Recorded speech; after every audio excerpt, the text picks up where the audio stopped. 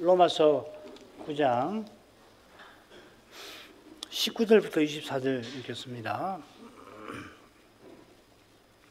19절부터입니다. 혹 네가 내게 말하기를 그러면 하나님이 어찌하여 허물하시느냐 누가 그 뜻을 대적하느냐 하리니 이 사람아 네가 뉘기에 감히 하나님을 힐문하느냐 지음을 받은 물건이 지은 자에게 어찌 나를 이같이 만들었느냐 말하겠느냐 토기장이가 진흙 한 덩이로 하나는 귀 쓸 그릇을 하나는 천이 쓸 그릇을 만드는 권이 없느냐 만일 하나님이 그 진노를 보이시고 그 능력을 알게 하고자 하사 멸하기로 준비된 진노의 그릇을 오래 참으심으로 관용하시고 또한 영광받기로 예비하신 바 긍휼의 그릇에 대하여 그 영광의 부유함을 알게 하고자 하셨을지라도 무슨 말 하리요 이 그릇은 우리니 곧 유대인 중에서뿐 아니라 이방인 중에서도 부르신 자니라.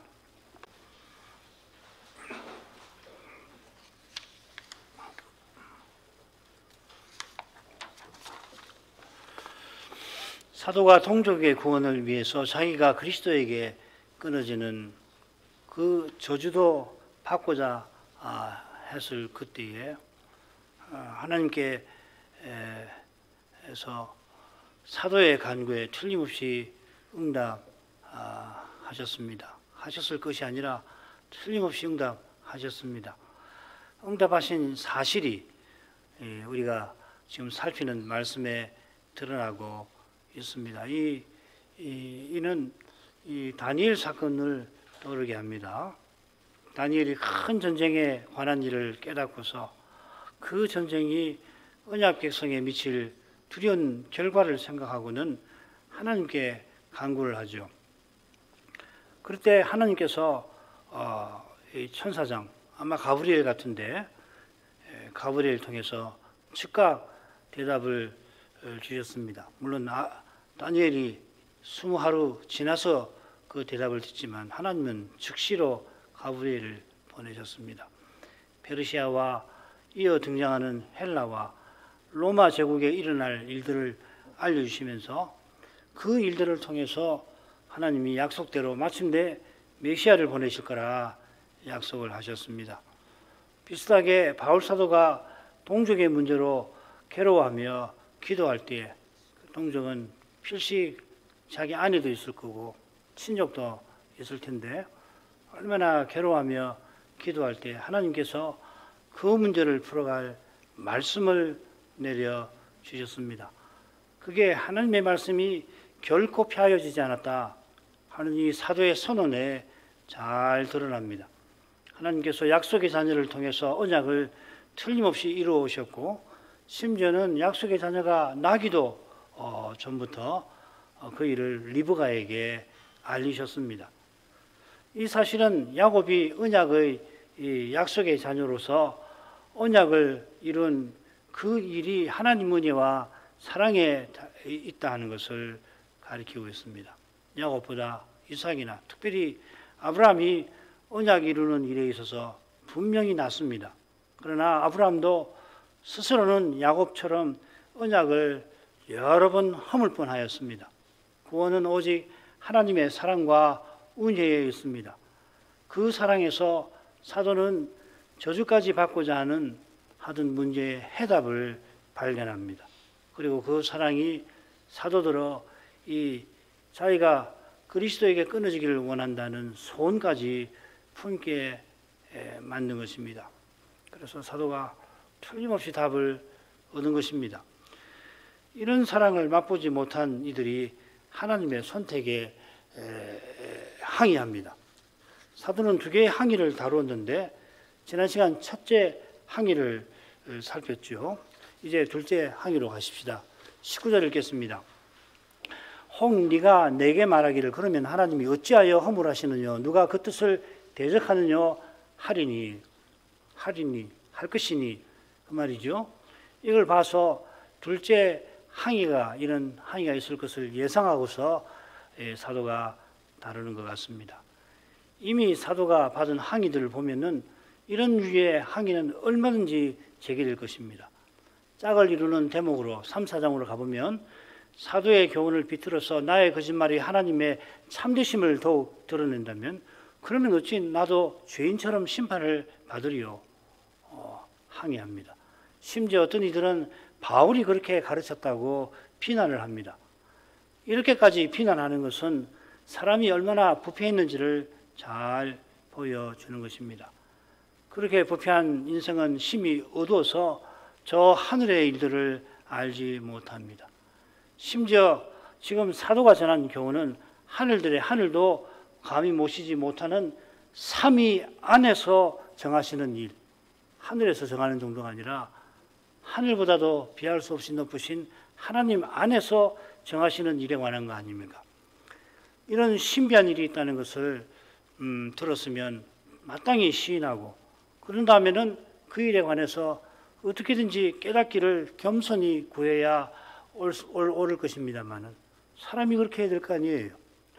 그런데 타락한 사람은 루터 선생의 표현대로 자기 안으로 구부러져 있어서 피조물인 자기를 높이고서 자기의 타락한 생각을 심지어 잣대로 삼아서 나아가 하나님의 계시까지를 판단을 합니다. 이 세상에서도 어떤 원만한 생각을 하는 철학자는 우리가 아는 것이 얼마나 적은가 하고서 역사 발전의 법칙을 운운하면서 혁명을 선동하던 마르크스를 비판하였습니다. 이 철학자가 하늘의 일에 관해서도 이만큼 겸손했는지 저는 잘 모릅니다만은 땅의 일에 관하여서도 우리가 아는 것이 얼마나 적은가. 이 철학자가 20세기에 10명의 철학자를 꼽으라고 하면 꼽히는 사람이거든요. 그 안다면은 하늘의 일에 관해서는 더욱 그러한 줄로 인정하는 것이 옳을 겁니다. 그러나 하나님이 없다는 이 시대는 오히려 하늘의 일 무시합니다. 그런 게 어디 있느냐 합니다. 과학의 증명을 통과하지 못하면 아예 사실이 아니라 합니다. 그러나 부활 같은 사실은 뭐 말할 것도 없고 무릇 어떤 사실도 과학을 넘어선 의미들을 담고 있는 겁니다. 하늘의 별들이라고 하는 별들은 천문학의 대상만 아니라 언어와 시의 대상이 될 뿐만 아니라 심지어 창조주를 묵상하는 소재가 됩니다. 위대한 시인이 별을 보고 노래하는 그 시가 최고의 천문학자가 별을 관찰하며 입증한 과학 이론보다 결코 못하다 할 수 없을 것입니다. 이런 과학의 잣대로 별들을 지으신 하나님의 말씀을 재단한다는 것이 얼마나 오만합니까? 이런 일은 현대만 있는 게 아니라 어느 시대나 있습니다. 그처럼 사도가 이 항의를 예상하고서 미리 바로잡고자 하는 겁니다. 네가 내게 말할 것이라 했다고 해서 지금 로마 교회에서 어떤 사람이 이 사도에게 이런 항의를 제기할 거라 단정할 까지는 없을 겁니다. 둘째 항의는 그러면 하나님이 어찌하여 허물하시느냐 합니다. 그러면 이건 하나님께서 특별히 하고자 하시는 자를 강박해 하시는 것을 가리키겠죠. 하나님께서 하고자 하시는 자를 긍휼히 여기시는 것까지 문제 삼기는 힘들 것입니다. 물론 현대에는 이런 것도 문제 삼는 이들이 얼마든지 있어요. 세상에 하나님이 불쌍히 여기신다고 하는 것도 문제를 삼아요. 어떤 사상가는 하나님이 없다 하고서는 인간이 절대적으로 자유롭다고 합니다. 그 절대적인 자유 때문에 인간은 풀기 어려운 부조리에 떨어지기도 하고 감당하지 못할 책임을 진다. 그렇게 말하면서도 신의 긍휼 같은 것은 이따 해도 받지 않으려 합니다. 사르트르지요.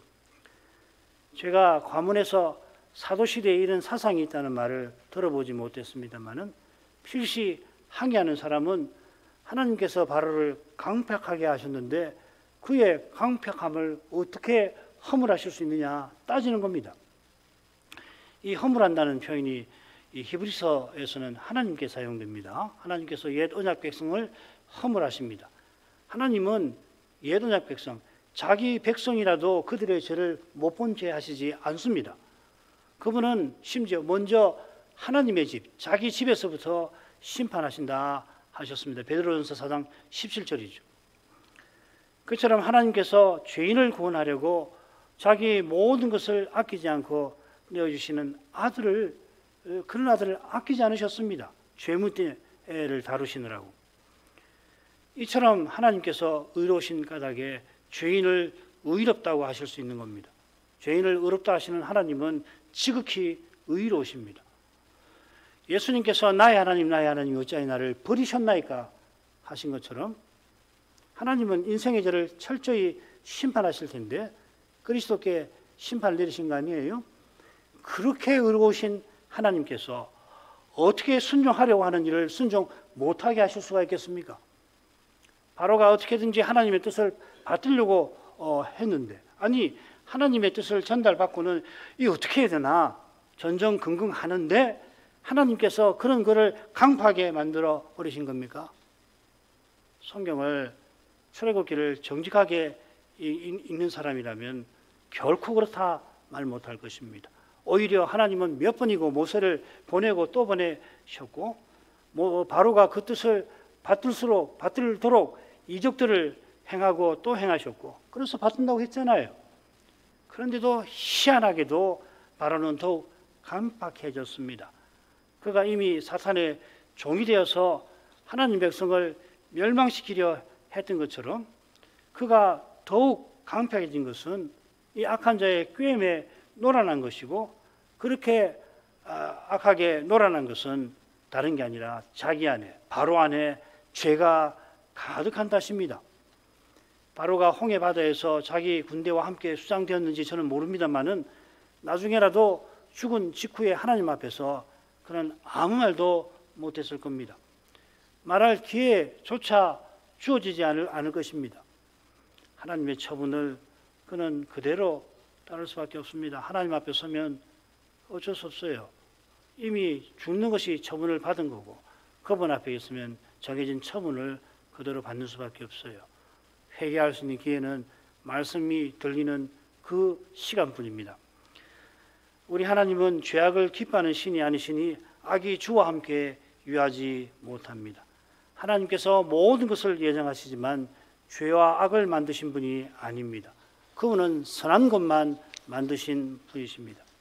창세기에 보시기에 좋았더라, 보시기에 좋았더라. 마지막에 7번째는 보시기에 심히 좋았더라. 하나님의 기준으로 봐서도 심히 좋았더라 하셨습니다. 기독교 창조론은 이런 교훈을 담고 있는데 이 교훈 위에서 얻으시는 우리 자신에게 있는 것은 죄와 악군이라고 교훈을 했던 것입니다. 인생이 스스로 죄를 지어 악이 생긴 겁니다. 사탄이 물론 유혹을 했고 그러나 그는 유혹했을 뿐이고 유혹에 떨어진 것은 인생의 잘못입니다. 인생이 그 유혹에 떨어지는 죄 자체가 어디서 왔는지 우리는 모릅니다. 죄를 알지 못하는 우리가 무슨 수로 하나님의 예정을 아는 겁니까? 예정하시는 하나님이 알려주시니 조금합니다. 그처럼 우리가 죄의 덩어리입니다마는 하나님의 말씀을 통하여 제대로 아는 것입니다. 얼마나 우리가 죄로 가득한지 말씀을 통해서 아는 거죠. 우리 자체 안에 죄가 가득하지만 얼마나 죄가 있는지는 말씀에 비춰서만 아는 것입니다. 바로 아는 이는 죄가 어디서 왔는지 모른다고 고백합니다. 제대로 아는 이는 죄를 해결할 길이 하나님이 친히 내셨고 하나님께서 구원하신다 고백하는 겁니다. 우리가 하나님의 예정을 잘 모르듯이 하나님의 사랑도 어디서 오는지 다 알지 못합니다. 그러나 우리는 그 사랑 안에서 기뻐하고 기뻐합니다. 하나님 사랑이 어디서 나오는지 알아서 기뻐하는 거 아니죠. 모르더라도 그 사랑 안에서 기뻐하고 앞으로도 모르더라도 여전히 영원히 그 사랑 안에서 기뻐하는 거지. 하나님 사랑이 어디서 나오는지 몰라서 나는 기뻐할 수 없다. 그거 아니잖아요. 아들을 아끼지 아니하고 내어주시는 사랑이 어떠한지 다 헤아리지를 못하지만은 헤아리는 만큼, 헤아리게 하시는 만큼 우리가 그 사랑을 본받고자 합니다. 장차는 지금과 차원이 다를 만큼 그 사랑을 맛보게 하실 터이니 우리가 그만큼 사랑하게 될 것입니다. 여전히 하나님의 사랑이 어디서 나오는지 장차도 다 모를 테이지만은 모르는 바로 그 사실이 우리에게도 감사할 기회가 되는 것입니다. 지금도 그것을 깨닫는, 왜 하나님이 나를 사랑하시는지 모르겠다. 도대체 무엇 때문에 나 같은 죄인을 누구보다도 멸망받아 마땅한 이런 나를 왜 하나님이 사랑하시나? 어떻게 해서 하나님은 자기 아들을 나 같은 죄인을 위해서 아끼지 않고 십자가에 내어주시나? 바로 그것을 깨달을 때 그 신비 앞에서 우리는 하나님을 그저 찬송하게 되는 것입니다. 누가 허물을 하느냐 하고서 이어 누가 그 뜻을 대적하느냐, 누가 대적할 수 있느냐 항의합니다. 그는 자기 그 항의가 하나님의 뜻을 대적하는 것인 줄을 모릅니다. 그는 하나님의 뜻을 자기가 익숙해 하는 이 세상에서 배운 결정론이나 운명론 정도로 격하하는 것입니다. 운명론이나 결정론이 어떻게 해서 생겼는지 아직도 잘 모르겠어요. 다는 모르겠습니다만은 필시 인생의 연약함과 유한함과 붙어 있을 겁니다. 오늘날 과학이 발전하면서 결정론이 유행하고 있습니다. 죄다 결정론입니다. 사람의 행동, 생각, 태도 결국은 인과적으로 작동하는 뇌나 감각의 결과일 뿐이라고 하는 거 아니에요. 사람이 자기가 그렇게 결정했노라고 생각은 하지만은 실은 그렇게 생각하게끔 여러 원인들에 의해서 결정이 된 것 뿐이라 합니다. 이런 주장에 따르면은 우연은 없고 필연만 있는 거죠.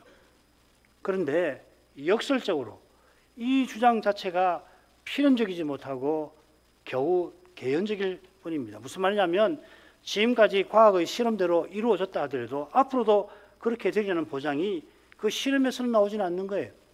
지금까지 실험을 했더니 100%다 맞아 떨어졌다고 해보십시다. 뭐 그런 게 있는지 모르겠는데 앞으로 그렇게 된 보장이 그 실험에서는 나오지 않는 거예요. 이걸 철학에서는 자연주의적 오류라고 부릅니다. 내추럴리스틱 팔러시라고 부릅니다.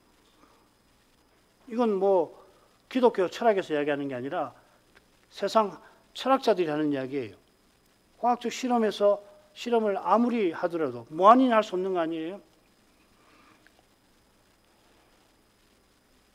무한히 실험할 수가 없으니 영원히 그렇게 되리라 장담 못하는 거예요.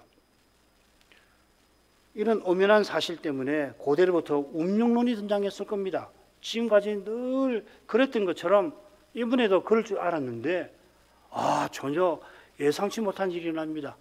지금까지 살아오면서 혹은 그 이전에 조상들이 쓴 글을 보니까 이러면 이렇게 될 거라고 했는데 이번에는 전혀 예상 밖에.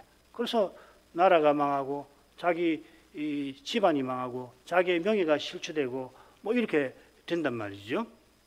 그렇게 어떻게 합니까? 이런 일을 겪고 나면 앞으로 어떻게 될까? 갈피를 잡을 수가 없는 거예요. 그래서 앞을 볼 줄 안다고 하는 이들을 찾아가고 결국 운에 맡기는 수밖에 없구나 생각하게 되었을 것 같습니다. 타락 이후에 하나님께서 여전히 법칙을 붙잡아 주시니까 죄로 말미암아 온갖 이상한 일이 벌어져도 돌연변이도 있고 그래서 인간의 성적 지향, 성적인 것도 동성애적인 성향도 그렇게 생겨나는 거 아니겠어요? 그런 것이 일어나도 세상이 망하지 않고 이만큼 유지됐는데 이걸 못 보면은 결국은 법칙을 중시하게 되어 결정론에 떨어지거나 법칙에 벗어나는 현상들에 이끌리면 운명론에 떨어지는 것입니다. 법칙을 붙드시는 하나님이 법칙보다 뛰어나시듯이 죄로 말미암은 이상한 현상도 그분의 손을 벗어나는 건 없어요. 하나님이 통제하지 못하는 이상한 일은 없다 이 말이죠. 인생에게 생각할 능력을 주신 하나님은 인생보다 훨씬 뛰어나십니다. 뭐 훨씬이라는 부사는 부족하고 부족하지요. 인생이 하나님과 공유하는 속성을 신학자들 말합니다. 공유적 속성, 비공유적 속성 뭐 그런 이야기 들어보셨죠. 사람이 하나님과 공유할 수 없는 속성이 하나님께만 있는 속성이 있고 무한이라든지 뭐 이런 거요. 그런데 하나님과 공유하는 속성이 있지 않나 생각하는 거 그거는 공유하는 속성이라고 말하지만은 그러나 오해하면 안 됩니다. 하나님께서 지극히 자기를 낮추셔서 우리와 교제하려고 하셔서 그런 것이 있는 것이죠. 그러니까 하나님의 생각하고 사람의 생각은 차원이 다른 거예요. 둘 다 이름을 생각 붙인다 하더라도 하나님의 생각은 사람의 생각과는 하늘과 땅이 다른 만큼 그보다 더 다른 것이란 말이죠. 그러니까 용어가 같다고 해서 공유한다. 사람이 하나님과 공유하는 뭐가 있다. 그렇게 쉽게 말하면 안 됩니다. 하나님 형상도 마찬가지예요. 하나님이 얼마나 높으신지 모릅니다. 하나님께서 내신 그 길을 떠나서는 인생이 여전히 하나님께 다가가지 못하듯이 우리가 장차 그리스도와 같아져도 신이 되는 것은 결단코 아닙니다. 그리스도와 같아지는 거지 신이 되는 것이 아니에요. 하나님의 뜻은 너무너무 높아서 인생이 헤아릴래야 헤아릴 길이 없습니다. 바울이 이 9장부터 11장까지 이 예정과 언약의 문제를 다 다루고서 끝에 이렇게 고백합니다. 깊도다 하나님의 지혜와 지식에 부유함이요. 그의 판단은 측량치 못할 것이며 헤아리지 못할 것이며 그의 길은 찾지 못할 것이로다. 오직 하나님이 알려주신 만큼 인생은 하나님과 그 뜻을 압니다. 실은 알려주신 만큼도 모릅니다. 하고자 하시는 자를 강팍하게 하시는 거기서 인생은 무엇을 깨달아야 하겠습니까? 자기 죄를 깨닫고서 다만 하고자 하시는 일을 긍휼히 여기시는 그분의 사랑을 간절히 바라봐야 하지 않겠습니까? 이어 사도가 이렇게 대답을 합니다.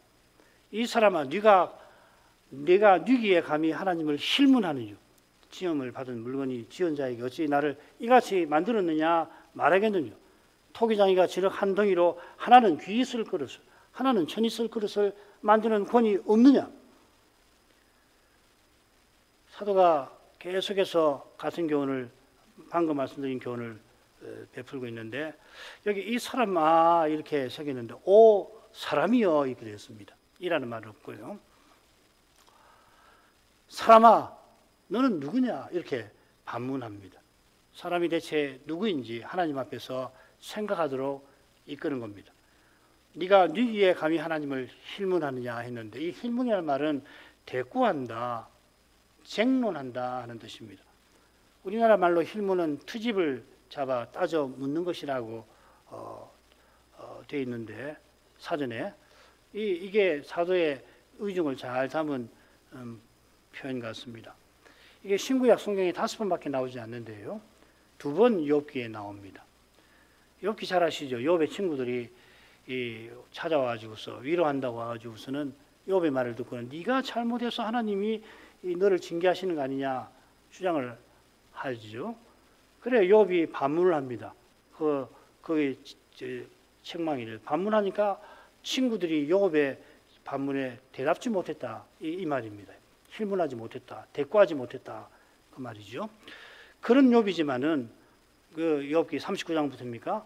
하나님 앞에 불려 나와가지고 하나님의 질문을 받을 때는 아무 대답을 못하죠. 욥이 자기가 의롭다는 것을 알지만은 지극히 의로우신 하나님 앞에 설 때는 감히 대꾸 못한 겁니다. 그렇다면은 죄 많은 인생이 하나님 앞에 어떻게 감히 입을 열 수가 있단 말입니까? 과연 바리새인들이 안식일에 병자를 고쳐주신 주님을 시험하려고 할 때 주님께서 너희 중에 누가 그 아들이 우물에 빠졌으면 안식일이라도 곧 끌어내지 않겠느냐 이렇게 물으시니까 그들이 대답지 못했습니다. 실문하지 못했습니다. 인생은 하나님의 말씀을 조차 말하게끔 지원받은 겁니다. 대답한다 하는 말에서 책임이라는 말이 나와요. 사람은 자기 말로 하나님께 대꾸할 수 있는 존재가 아니라 그분의 말씀으로 대답해야 하는 그런 존재입니다. 말씀을 거슬러 말하는 것은 자기가 피조물이고 더욱이 죄인인 줄 모르는 무지인 것입니다. 사도는 유명한 토기장이와 질그릇의 예를 들어서 인생이 하나님 앞에 무엇인가, 하나님께서 인생에게 어떤 분이신가를 경험합니다. 이 예는 잘 아시는 대로 이사야서에서 가져왔을 겁니다. 여러 군데에서 가져온 것 같아요. 그런데 이사야 선자는 이 질그릇을 개인으로 보는 것이 아니라 심지어 나라를 질그릇 하나에 비교합니다. 그래서 토기장이신 여호와께서 배도한 나라를 멸하신다. 그릇을 자기가 만든 그릇을 깨버리신다. 사람 정도가 아니라 나라를 질그릇에 비유해요. 마찬가지로 한 나라만 아니죠. 열방은 하나님 앞에서 통에 물 한 방울과 같아 하더니 바로 밑에서는 아니 열방은 하나님 앞에서 없는 것보다 못하다고 하잖아요. 이사야 40장 15절 17절 말씀이죠.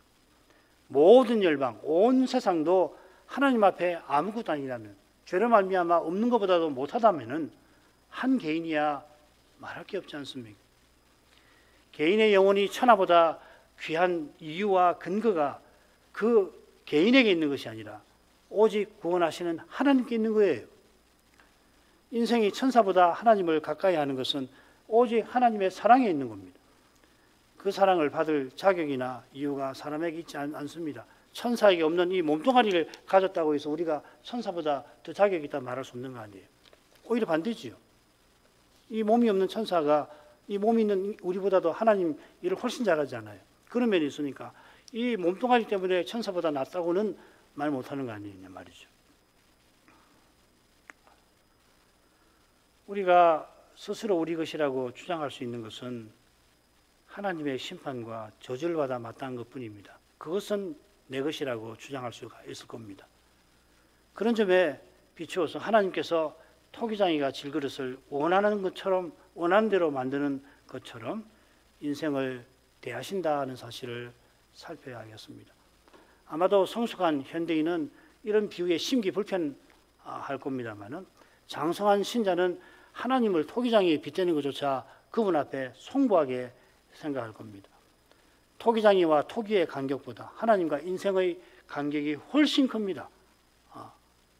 토기장이와 토기는 물론 엄청난 차이겠지만은 둘 다 피조물에 불과합니다. 그러나 하나님은 창조주이십니다.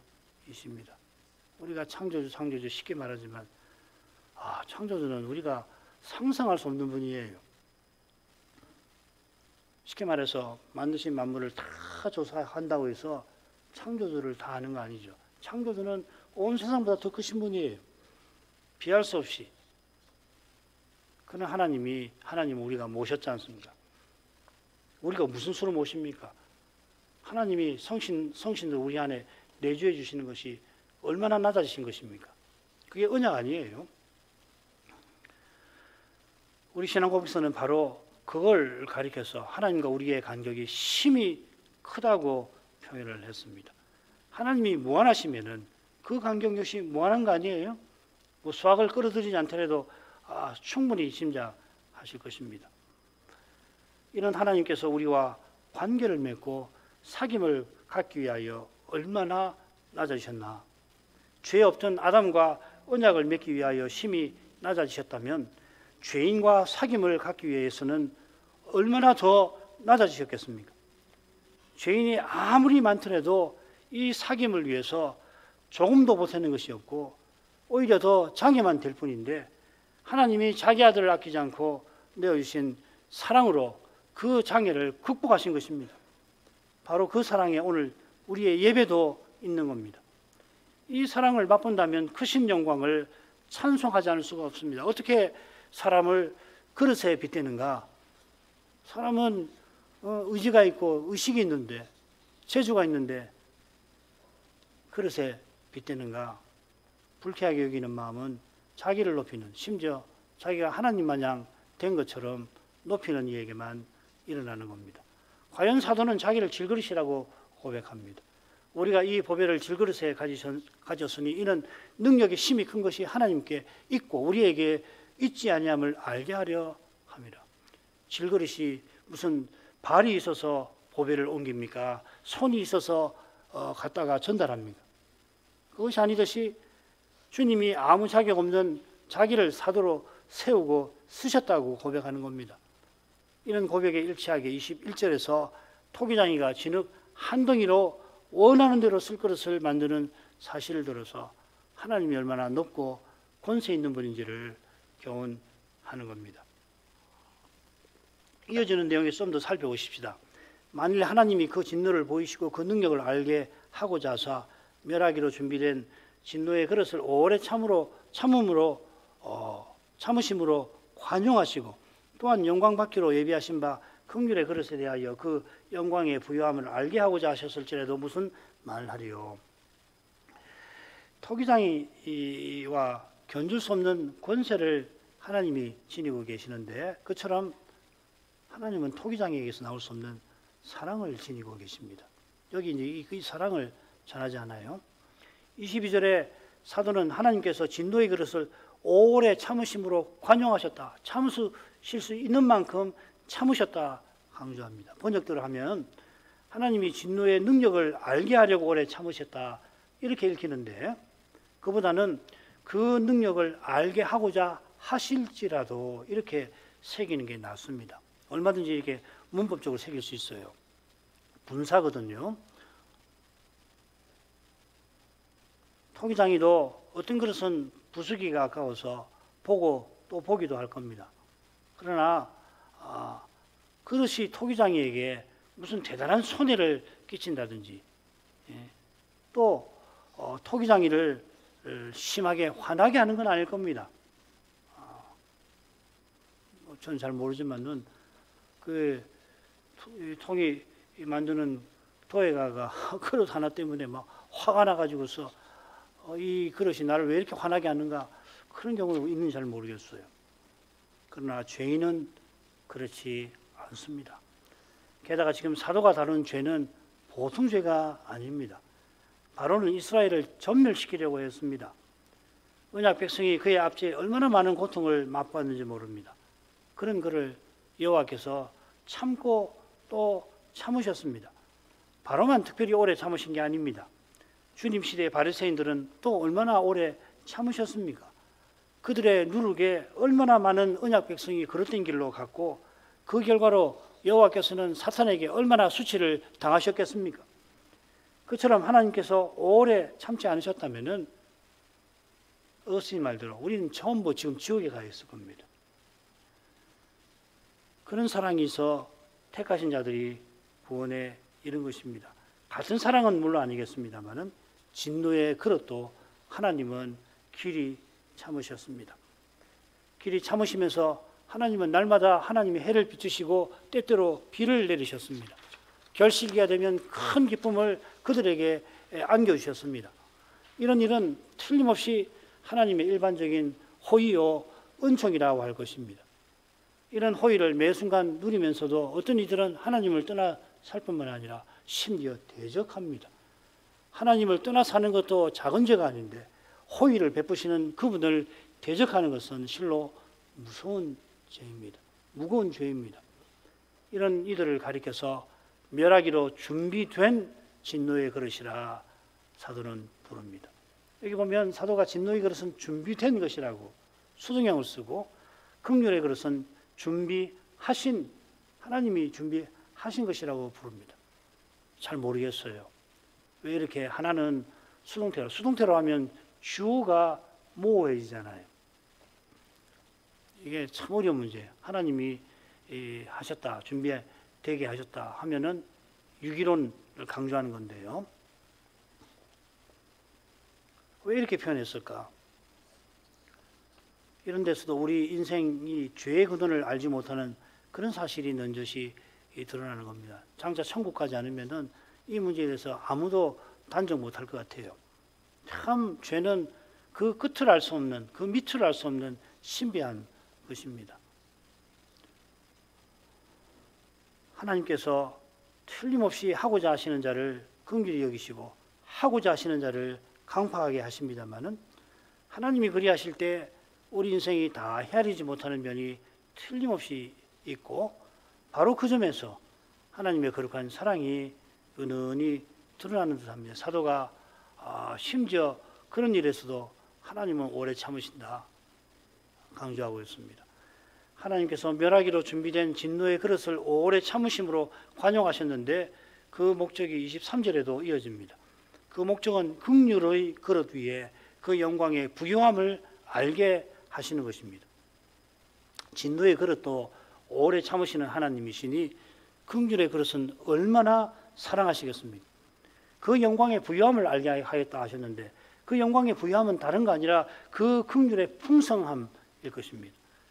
우리가 로마서 11장 끝 무렵에서 하나님의 긍휼하심이 얼마나 부유한지를 확인하게 될 겁니다. 하나님께서 순종치 아니하던 이방인을 이스라엘의 순종치 아니함으로 긍휼히 여기셨습니다. 이게 얼마나 놀라운 사랑입니까? 순종치 아니한 우리를 순종치 아니하는 이스라엘을 통해서 불쌍히 여기신 거예요. 누가 이걸 설명할 수가 있습니까? 그처럼 이방인을 향한 긍휼하심으로 이번에는 순종치 아니하던 이스라엘을 긍휼히 여기십니다. 이것이 바울이 동족의 구원을 위해서 큰 근심과 고통 중에서 간구하며 하나님께 얻은 대답일지도 모르겠습니다. 하나님께서 사람의 생각을 넘어서는 방식으로 죄인을 구원하십니다. 그리스도의 십자가가 단연 그 증거이고요. 또 유대인이 대거 돌아오는 것도 그러합니다. 유대인이 재림 직전에 대거 회개하고 돌아오는 일을 누가 먼저 알고서 바울에게 알려주었겠습니까? 혹시 로마서 11장 말고 이런 예언이나 이런 걸 구약에서 보신 적이 혹시 있으십니까? 더욱이 하나님이 사람이 되셔서 십자가에 달려 돌아가실 일은 하나님이 먼저 생각하시고 하나님만 생각하신 거 아닙니까? 우리의 생각이 도무지 헤어날 길 없는 곤경에 처하게 될 그때에 하나님의 생각은 나의 생각보다 하늘처럼 높다는 것을 우리가 꼭 기억해야 할 것입니다. 그 하나님께서 자기 아들을 아끼지 않고 내어주기까지 하셨습니다. 이런 하나님이시라면 틀림없이 우리가 도무지 풀지 못하는 그 문제에 대한 답을 틀림없이 주시고 주실 것입니다. 우리 하나님은 긍휼이 너무도 넘치십니다. 이런 하나님이시니 우리 인생이 무엇을 말하겠습니까? 하나님 감사합니다. 긍휼히 여기신 것을 찬송하고 감사할 뿐이겠습니다. 24절을 간단히 읽고 마치겠습니다. 이 그릇은 우리니 곧 유대인 중에서뿐 아니라 이방인 중에서 부르시는 자니라. 하나님께서 우리를 긍휼의 그릇으로 부르셨다 했습니다. 긍휼의 그릇으로 영원전에 택하시고 역사 중에 부르신 겁니다. 부르시기 위하여서 특별히 아들을 세상에 보내셨습니다. 이 아들의 복음으로 택하신 자들을 부르시는 겁니다. 이 아들을 통하여서 따라서 선택을 확인해야 합니다. 이 아들을 믿는 이가 선택받은 자입니다만은 더 중요한 것은 그 아들께서 택하신 자들을 믿게 하십니다. 하나님은 유대인만 아니라 이방인 중에서도 부르셨습니다. 이방인이 순종해서 부르신 게 아니라 순종치 아니하던 때에 그들을 부르셨습니다. 이 사랑을 깨닫는 이마다 나와 같은 죄인이라 고백하는 겁니다. 이렇게 겸손히 고백하는 그 사람은 주님의 사랑 안에서 틀림없이 소망을 발견하게 될 것입니다. 기도하겠습니다. 걸어가신 아버지, 인생의 생각이 가히 다다르지 못할 하나님의 예정과 선택을 주님의 종을 통해서 교훈해 주셔서 이 신비한 교훈에서 무엇보다 우리 하나님의 긍휼하심을 배우게 하십니다. 감사합니다. 그리스도를 통하여 예정하시는 하나님께서 우리에게 아버지가 되어주시는, 심지어 우리가 순종치 아니한 그때에 이러한 은혜를 베풀어 주신 사실이 생생하게 드러납니다. 우리가 나기도 전에, 우리가 무슨 악을 행하기도 전에 하나님은 먼저 우리를 사랑하셔서 복음을 전해도 주시고 믿게도 하셨습니다. 이 사랑을 더욱 맛보게 하셔서 사도처럼 아버지의 사랑을 본받는 심정도 품게 하십니다. 그러한 믿음과 사랑에서 사람의 생각을 넘어서는 하나님의 뜻을 참으로 깨닫게 하십니다. 그리하여서 인생이 도무지 해결하지 못하는 곤경에서도 모든 염려를 주님의 손에 맡기게 하시고 겸손히 주님의 긍휼을 구하게 하십니다. 우리 하나님의 거룩하심을 이제 또 찬송드립니다. 그 영광을 깨닫고 참된 감사에 늘 이루게 해 주시옵소서. 예수님의 이름으로 기도합니다. 아멘.